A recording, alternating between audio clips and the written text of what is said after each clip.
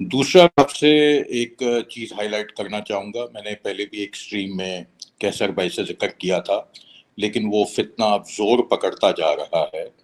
وہ ہے ایک صاحب ہیں محمد شیخ، ان کا. وہ پہلے کینیڈا میں ہوتے تھے اور اب وہ یو کے اندر بھی اپنی برانچ کھولنے جا رہے ہیں.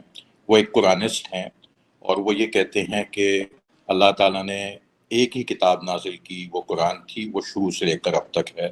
اگر آپ کچھ اس پہ کمنٹ کرنا چاہیں تو ٹھیک ہے، نہیں تو کوئی بات نہیں. ہاں، میں نے 2-4 ویڈیوز دیکھی ہیں محمد شیخ کی. مفتی صاحب میں شیخ صاحب پہ میں تبصرہ کر دوں اتنی دیر میں؟ جی آپ کیجیے پلیز، گو ہیڈ. نوید بھائی السلام علیکم. دیکھیے جو شیخ صاحب ہیں یہ بنیادی طور پہ کوئی اگر کہیں کہ کوئی منطق کی بات کرتے ہیں تو ایسا نہیں ہے. اس لیے ایسے لوگوں کے ساتھ وقت کا ضیاع، یعنی میں آپ کو ایک ایگزامپل دے دیتا ہوں، صرف ایک just to give you an idea کہ ہم کس طرح کے آدمی کی بات کر رہے ہیں. یہ صاحب اپنی کسی ویڈیو میں فرماتے ہیں کہ جو بات ہو رہی تھی کعبہ کی، جو آیات نازل ہوئیں مسجد قبلتین میں، اس کے بعد جو اس نماز کے دوران جو قبلہ ہے اس کا رخ تبدیل ہوا، تو وہ یہ کہہ رہے ہیں کہ بھائی قبلہ جو ہے یہ، اگر مجھے ان کی بات ٹھیک یاد آ رہی ہے، کہ وہاں پہ تو اتنے بت تھے تو اس کی کیسے بات ہو سکتی ہے؟ یہ تو بڑی عجیب و غریب. نہیں معافی چاہوں گا، نہیں غلط ہو گیا. وہ یہ کہہ رہے تھے کہ یہ جو بیت المقدس ہے اس کے ذکر کیسے ہو سکتا ہے؟ وہاں پہ تو آج دیکھیں اتنے وہاں پہ اسرائیلی ہیں اور کیا اور اس طرح کی وہ پولیس ان کی کھڑی ہوتی ہے اور فوج کھڑی ہوتی ہے، تو اس کا ذکر کیسے ہو سکتا ہے؟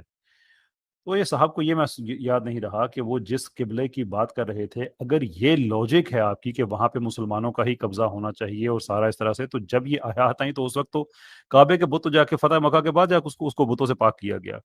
یعنی کہ کہ اللہ تعالیٰ کے گھر پہ اگر کسی جگہ پہ قبضہ ہو جائے، جو وہ کیس بلڈ کر رہے تھے کہ اللہ کے گھر پہ اگر غیر اللہ کا قبضہ ہے یا کسی اور چیز طاقت کا قبضہ ہے تو وہ آپ کا قبلہ نہیں ہو سکتا، وہ آپ کی مسجد، وہ اس طرح کی، یعنی کہ آپ کا اس سے تعلق نہیں ہو سکتا. دلیل یہ ہے کہ بیت المقدس آج وہاں پہ تو اسرائیل کا قبضہ ہے، تو وہ تو غیر مسلم ہے.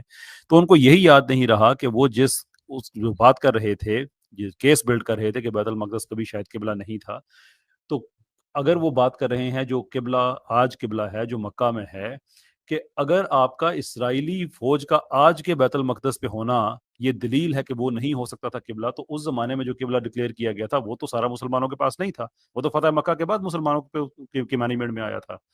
مطلب وہ اتنی فلوڈ ریزننگ، اتنی ہلکی سستی بات کرتے ہیں. صرف ان کے پاس یہ ہے کہ وہ اپنی پسندیدہ جو گیمز ہیں وہ کھیلتے ہیں کہ کوئی ان کے پاس آئے اور اسے بات نہ کرنے دیں. کبھی کسی ایکڈیمک ڈبیٹ میں ان کو لگ پتا جائے، انتہائی فلوڈ ریزننگ ہے. بس وہی ہے، وہ اپنے ہی میٹھی بولنگ کو کرتے رہے تو وہ بس شارٹس کھیلتے رہتے ہیں. Beyond that not impressed.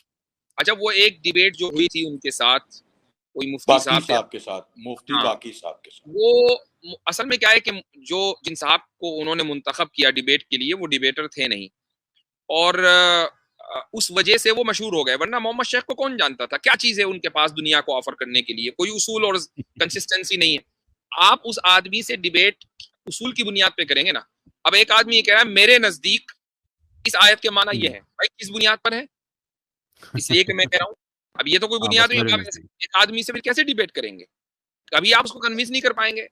اور وہ لوگوں میں پاپولر اس ڈیبیٹ کی وجہ سے ہوئے جو مفتی صاحب کے ساتھ ہوئی.